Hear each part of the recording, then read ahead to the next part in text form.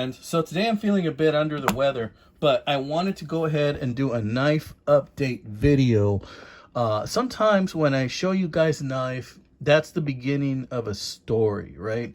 That's the beginning of a story and about that knife and like my intention for it, my purpose for it, my using it. But many times you don't hear the rest of the story, right? So I thought I'd give you a little update on how I've been doing with these knives, what I've been doing with them, cleanup, maintenance, what have you, and just general use, so that you kind of get an update on how I feel about these knives now that I've had them for a little while.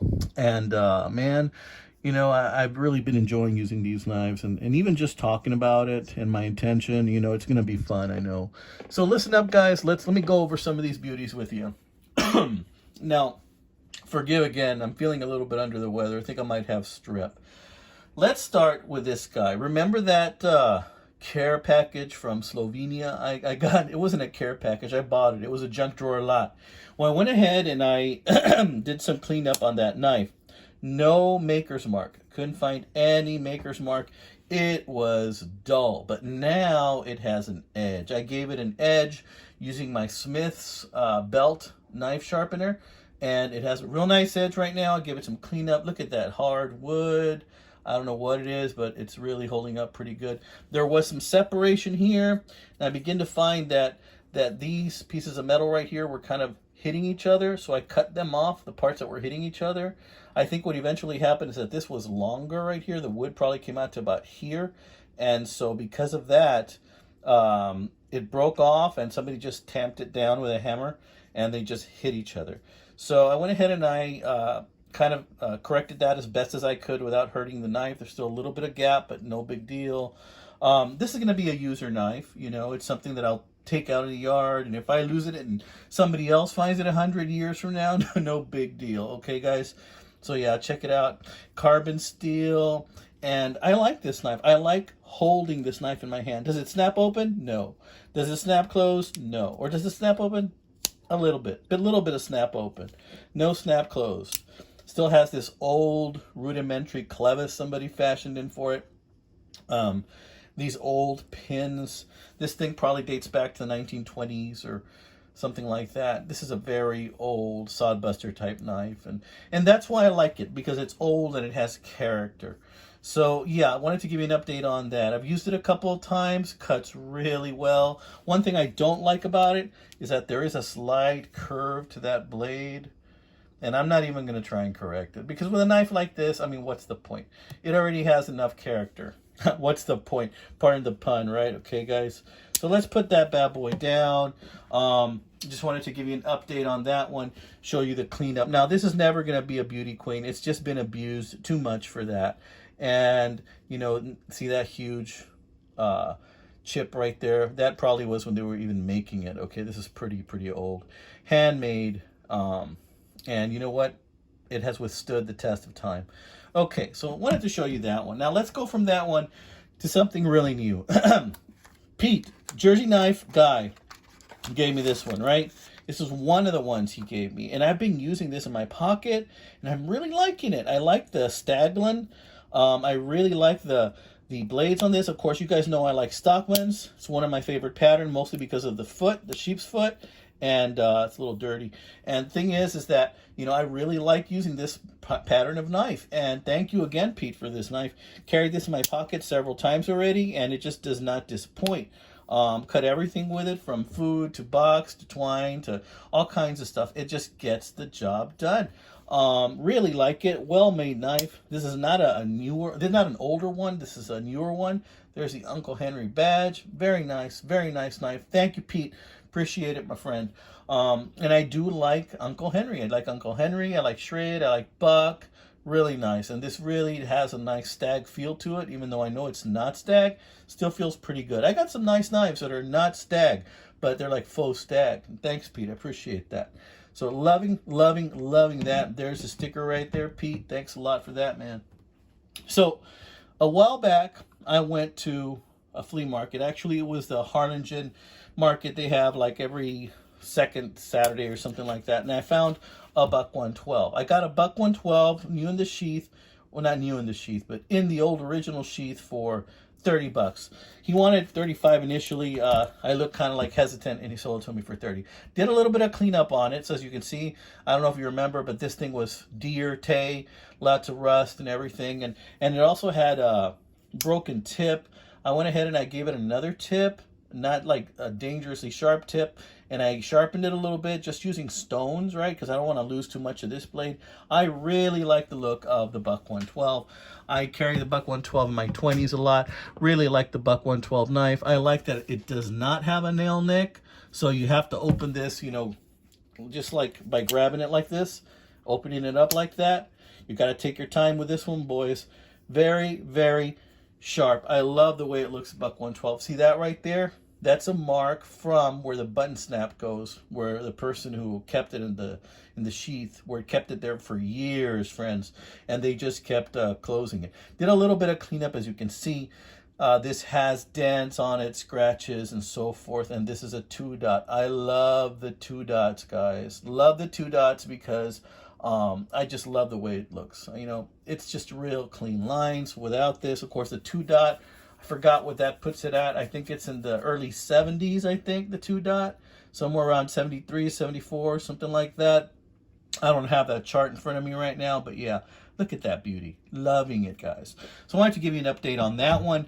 We're just going to leave that one right there for you to look at. And then let's go talk about some you may not remember, right? So this is a Smith & Wesson OTF. OTF stands for out the front, right? Shut the front door. That's right.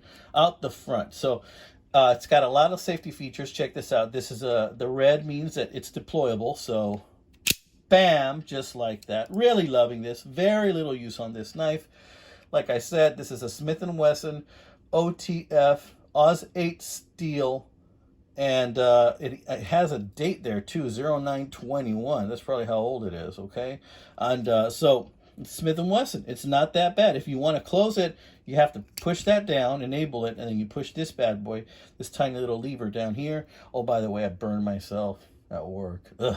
Anyway, so yeah, and you pull that down all the way down, then you're ready to go. And then, bam, out again. So am I going to carry this knife? Probably not a lot. I mean, this is an intimidating knife. It's even got a glass breaker here, or a thumper, whatever you want to use it for. I'm not going to carry this knife often. This is probably going to be something that I might use, you know, when I go on a trip or something like that. And I might want to just have handy. But this is not going to be regular carry for me. I mean, look how thick this monster is. I mean, if I were to put this, it would take up a lot of real estate in my pocket. So because of that, it's not something I'm going to carry often. We're going to leave the safety on for that. And we're going to put that down right here, right in front of where it says J.O. Ventures. Thank you very much for that sticker, bud. Thank you, John. So check it out. We're going to leave that right there. We're going to leave the Buck 112 right here. We're going to leave this right here just so you guys can continue looking at them. Some of my favorite eye candy right there. But I want to give you an update on these knives, but there's still more for me to update you on, okay? So check this out right here. This is a knife from Texas Custom Knives, and it was given to me by the owner of that company.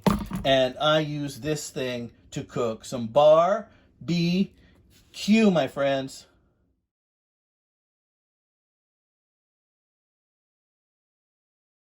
Yeah. We ate it all. It was fajitas and it was ribs, and this thing just dispatched those things very, very easily. Check out that really cool emblem. It's like an angel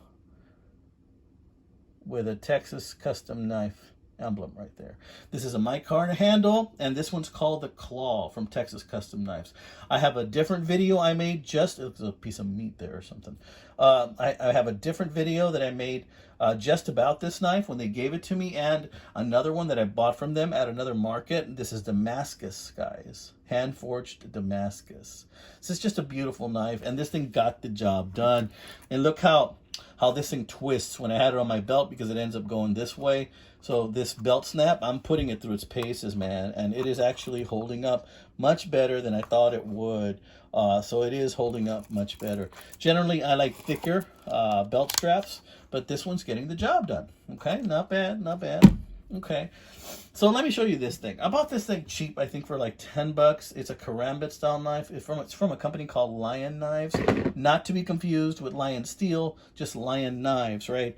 And it has a button here, right here. So if a person was so inclined, they could push that button with this finger or any finger and then open it and then close it like that, and then you have yourself a karambit blade. Lately, I've been thinking a lot about karambit blades. I don't know why. Actually, I do know why. I think it's because I've been following John Marcaida. I've been following John Marcaida on Facebook, and you know, just he does some miracle stuff with these things and uses them for self-defense. I'm not saying I'm going to use this for self-defense, but I think it might be a nice fidget toy, you know, so to play with at least, anyway, without cutting yourself. Now they sell these, not this particular brand, but they sell different types of karambit knives in that are dull even, so you can practice with if you want. But this is not a very good one, this one. This is a generic company. It's not Lion Steel, it's just Lion Knives. And someone told me when I did a video on this that this was like a knockoff of another brand. I forgot which one. But it locks in place. You push this button, it opens it up. Locks in place over here once you do that. And yeah, you know what? This one is very sharp, okay? So I decided, you know, I was going to use this for a giveaway or something, but since I kind of like, you know, karambits now, I'm starting to get into them. I'm going to go ahead and I'm going to just keep this one for now and see what it does. So I wanted to give you an update on that one, but I think I have some more karambits coming up. You know, I'm going to be looking for some karambit type knives. I don't know, something about the karambit that's just starting to pique my interest.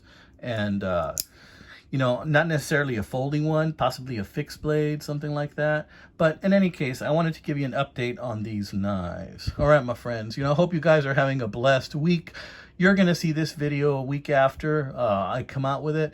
You're probably going to watch this on a Saturday, but I just wanted to give you an update because this is what I've been carrying. This is what I've been doing, and I love it. I love it. I love it. And thank you for being part of this community. Guys, check out my other videos. If you haven't done so, if you're bored, check out my other videos, guys. I have a ton of videos, guys. Go back, check them out. Maybe you'll see a knife you like. All right, friends, take care. God bless.